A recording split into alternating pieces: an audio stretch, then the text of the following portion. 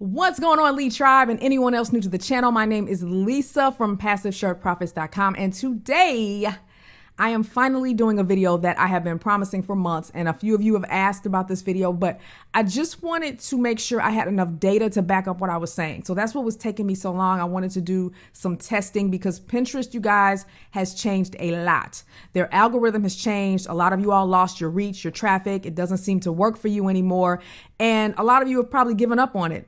And I'm going to be brutally honest, a lot of you probably should not be using Pinterest, and it probably won't work for you anymore because of the nature of your business. And that's what I'm going to explain in this video. Who is Pinterest best for, and what's the best way to use it so you don't waste your time? Because I had my reach drop, or my traffic drop this year as well, like a lot of people, but I learned how to bring it back. And I'm going to share with you guys some strategies that I use to help bring my organic reach or traffic back on Pinterest. A lot of you guys know I do print on demand, which is where you design artwork, upload it to products, and you earn royalties when they sell on other products. And Pinterest is a big reason why I sell so many different products on RedBubble. If you look at my recent report, you can see it's pending. So these are new sales. I've sold a photographic print, a mask, a PC laptop, a lightweight hoodie, classic t-shirt, chiffon top. People always say, oh, you only sell stickers on RedBubble. It's not worth it. It is worth it when you can draw your own traffic. So when you're relying on a website's traffic and that's the only traffic source you have, you're limiting your income. And so that's why I like Pinterest, because it gives me another source of traffic to my shop. Now, this is what a lot of you guys want to know. Is Pinterest for me? Should I be using Pinterest? Here's my opinion on this. If you, let's say you do print on demand like I do, and you are uploading to TeePublic, RedBubble, Merch by Amazon, you don't really have a brand, you're just uploading a bunch of different niches, you don't have a website, you're just trying to do this for like some side hustle income, you don't really care about building a brand. In my opinion, just posting a bunch of different niches to one Pinterest account is a waste of time. It's just a waste of time. And the reason that is Pinterest's algorithm has changed a lot. And what they really are looking for is they're looking for people that are posting regularly and know how to build an audience. So what's the best way to build an audience is to post content or to build a website and target a single audience, right? Because you'll get better conversions, you'll get more sales, you'll know who's following you because everybody's going to want the same things. And it's easier to grow a following when you actually know the type of person that's following you and what they want. So long gone are the days where Pinterest will reward you for just posting a ton of stuff at once. So if you use Tailwind or any type of automation and you're just posting, the algorithm is going to sense that you might be a spammer, especially if your posts aren't getting any engagement. And engagement, that's the number one thing you have to concern yourself with on Pinterest. So the more things that you post that get engagement, clicks, views, repins, the better your overall account is going to do in general. And see, that's why a lot of people struggle, because they're posting so many things, but nothing is getting views. And so it hurts your account. So be careful about doing too much automation. Even Tailwind, the people that own the automation software, they came out and said, hey, if you're going to use our service, limit your posts to like maybe 15 to 20 pins a day, because they don't want you to get penalized from posting too much stuff. Back in the day, you could do that. You could post 500 things on Pinterest, and the more you post, the more traffic you got. That doesn't necessarily work anymore. Something else you have to focus on, consistency. It's much better to post 10 things a day on Pinterest than to post 100 things on a Monday and then you don't post anything else for 2 weeks. That algorithm is watching everything you do. It's monitoring how often you use Pinterest. How often are you pinning? What are you pinning? And is it getting engagement? Third thing, pin variety. So you don't just want to post all your products, all these e-commerce links. Post other people's things. Don't be a selfish pinner like I was for so many years. You want to re-pin other people's content. Okay. So you want to do about 30% other people's content and maybe 70% your own content. That's kind of like the mix that I do right now. Also, you want to switch up your pins from static pins, meaning if you sell t-shirts, maybe you just have a static image of the design. You could switch it up with mock-ups or even video mock-ups, my favorite that I do with Place It. A lot of you guys know I'm a big fan of those. I use Place It. I have a 30% off coupon in my description if you're interested. I love Place It because the video pins tend to get a lot more engagement, because when somebody's scrolling through their feed and they see something moving, they're like, oh, wow, what is this? And they're more likely to engage and click and repin or whatever. So mix up your pins from static images to other people's stuff, quotes. And I'm going to talk a little bit about that in a second. So you want to mix up your pin strategy. Very, very, very important. Now, let's talk about some things that Pinterest is looking for specifically in terms of when you post. Domain quality. This is huge, you guys. Where you are posting from matters a lot. So I have a competitor, right? And every time I go on Pinterest, I look and I see their pins everywhere. And I'm like, why? What are they doing? How are they able to get so many of their things ranked and shown on Pinterest? They have a Shopify shop, their own shop, hosted on their own domain, theirsite.com. And high quality domains like that tend to get better priority when it comes to exposure than, let's just say, like affiliate links. And I'm for the sake of this video, I'm gonna use like an Etsy shop, a RedBubble shop, a TeePublic shop. I'm gonna call those affiliate links, meaning you don't own those sites, right? You're sort of renting those sites from those websites. Now, I'm not saying you can't post your Etsy shop links, because I see Etsy links all the time on Pinterest, but it does seem that you have a better chance of getting your stuff seen when you post directly from your own .com website. So does that mean if you're doing print on demand, you got to go build a website just for this?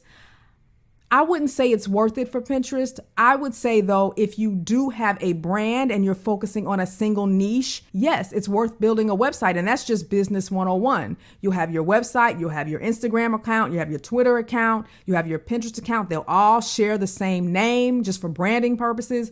And that's how Pinterest wants people to use their site, from a branding perspective. The other advantage of having a website is if you have a Pinterest business account, which I highly recommend, Pinterest allows you to associate your website with your Pinterest account. And that gives you yet another way to get exposure. And I do believe Pinterest does sort of bump up accounts that have websites associated with them, because again, it's showing that you're professional. It's showing that you're serious about your account. You're not just randomly posting a bunch of stuff. All of your stuff is themed and targeted toward a specific niche.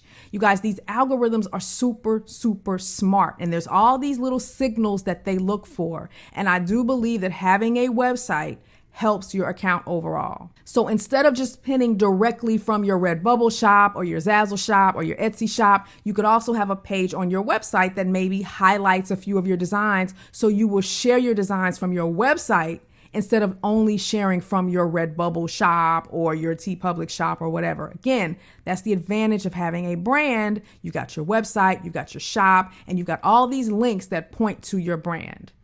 And it's also helpful for Google traffic as well. Something else that's super important, you guys, the pin quality, okay? If you are posting distant Merch by Amazon thumbnails that people can hardly see, or any type of thumbnail, mock-up thumbnail, it's a waste of time.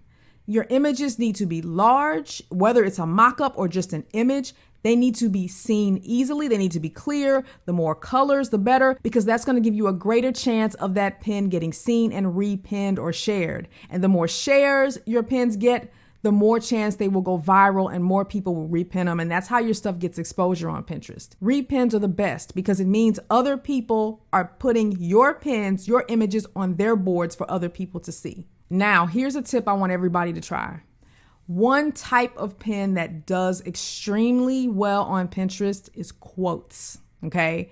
Particularly inspirational quotes. So let's say you have a running website, a niche or brand, and it's called awesomerunningtshirts.com. So you have a website called Awesome Running T-Shirts. You have an Instagram account called Awesome Running T-Shirts, a Pinterest account with the same name, all of that. And you have a board on your Pinterest account called motivational running quotes or something like that. Everybody who uses Pinterest needs to have a quote board. Now, if you're trying to sell something, you're like, okay, Lisa, where are you going with this? What's the point of posting quotes? How is that going to help me make money? How is that going to help me sell anything? Okay, you're jumping ahead. The problem a lot of you all have right now is you have no idea how to get any type of traffic or exposure to your account. You have to learn how to play with the algorithm, okay? The algorithm, Pinterest wants you to buy ads. So they're not just gonna give you a bunch of free traffic like they did years ago. They're a public company. They want you to pay for ads, which is why their organic reach has dropped, okay? So you have to play their game. So you have to post things that people are interested in to get any type of worthwhile traffic or exposure on your account. What are people interested in on Pinterest? They love quotes. So if you've got this running account or whatever, make a board called, like I said, inspirational running quotes or whatever, and just post simple quotes like this, like you see here. And if you scroll through Pinterest here, you guys, you notice something. A lot of these quotes are super, super simple, right? Look at this. It's just a runner with a simple quote. Some of these, like this blue one here, you can do this in Canva. And just in case you guys are curious, you can see this healthy tip, whatever. This is like my dummy Pinterest account that I use for teaching. So that's not my niche. So if you happen to see that in this video, this is just a dummy account I just use for demonstration purposes. But I just wanted to show how simple some of these quotes are. Look at this. You can go to Canva and create just some simple quotes and post them. Now, are you going to sell anything from these quotes? No, that's not the point. The point is you're trying to get eyeballs on your Pinterest account. So when you do post your t-shirt or your e-commerce products or whatever you're trying to sell, you're going to have a better chance of those things getting seen because you're doing a good job of posting engaging content to your account. That's the whole point. You want to have boards that are getting repins or shares, and quotes are a great way to get eyeballs on your account.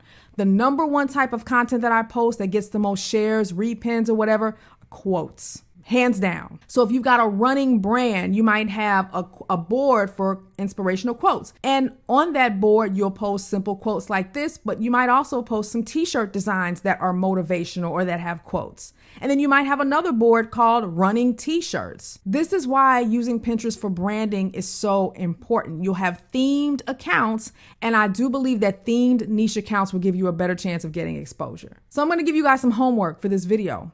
If you're on the fence about Pinterest, or maybe your reach has just gone down the tubes and you're like, okay, Lisa, this is not working for me. Okay, try this. The great thing about the quote tip is that can work for so many different niches. That can work for teachers. It can work for nurses. It can work for so many different niches where there are positive motivational quotes that you can use for your niche. Okay. So set up a board on your brand account, your business Pinterest account, because you should have a business Pinterest account, especially if you're using this for branding. Create a quote board. Okay. Start posting quotes, right? 2-3 a day, not a whole lot. Start sharing and repinning other people's quotes on your board that are related to your niche. Okay. Do this for a month. Every single day, do something on your account every single day. Even if you just do 2 repins on a day, it's better than nothing because you got to get that consistency. Do that every single day for 30 days, just that alone, and see if that improves your reach on your Pinterest account. I'm telling you, when you remain active on Pinterest, your reach will suddenly change as long as you're posting things that people are interested in. So I was out of town for a few months, you guys, and I was doing work like designing and stuff like that. But I really stopped promoting my Pinterest account and stopped doing much with Pinterest, and my reach just dropped off. But on September 8th, that's when I got back in town. I want you to look at the graph, and you can see how my traffic increased once I became active again. As soon as I started sharing other people's stuff, posting new content, my organic reach started climbing. You have to be active. You cannot do what we did years ago and just post a bunch of stuff on a Monday and let your account sit for a month. If you have a VA or an intern, Pinterest is a great little job for them. Because I won't lie, it is a tad bit monotonous and boring, especially if you don't use any automated tools like Tailwind. I don't use automation, and maybe I'll do a separate video on why I don't. I'm always kind of leery of automation, and I know that it can save you time, but I'm concerned that these algorithms penalize automation. Now, I think if you use it sparingly, you're going to be fine, but I don't like automation for print on demand. I don't like automation for Pinterest. I would just rather do things manually. And especially because I'm only posting a few things per day, I don't really need the automation. And I would rather Pinterest see that I'm a human uploading to their account than a bot or an automated tool. Nothing against Tailwind. I'm sure it works for a lot of people, but I just prefer not to use it. So you guys try that. Do the quote tip that I gave you earlier in this video. Just be consistent with Pinterest for the next 30 days. I do think you should set up a business account because you get those wonderful analytics and you can see exactly what's getting shared, what's getting traffic, but you've got to be active consistently and see if that impacts your reach. Remember, this is not about how many t-shirts or how many products did I sell. Don't worry about selling until you can get some traffic and attention on your account. You got to get the reach. You got to get those views. You got to get those repins. Then you can assess if it's worth it. Now, if you use RedBubble like I do, you guys, I did a video, I guess last year, and I showed you how to set up your Google Analytics account so you can track to see if you're getting sales because of Pinterest. And as I talked about in that video, Pinterest brings me sales and it does work. And now that we're coming up on Q4, now is the time you want to learn Pinterest because people are going to be shopping like crazy over the next couple of months. So if you do RedBubble or any program that allows you to use Google Analytics, definitely set it up because you can see how much traffic Pinterest is drawing to your account and you can see if Pinterest is converting or not. So hope that helped you guys. Please leave me some comments and questions if you have them, and I will talk to you in the next video. By the way, if you're new to print on demand, be sure to check out my complete guide for beginners. It is incredibly detailed with examples and guidance, perfect for a newbie or if you're struggling with your sales. Simply visit passiveshirtprofits.com, scroll down to the bottom, and click the thumbnail. See you there.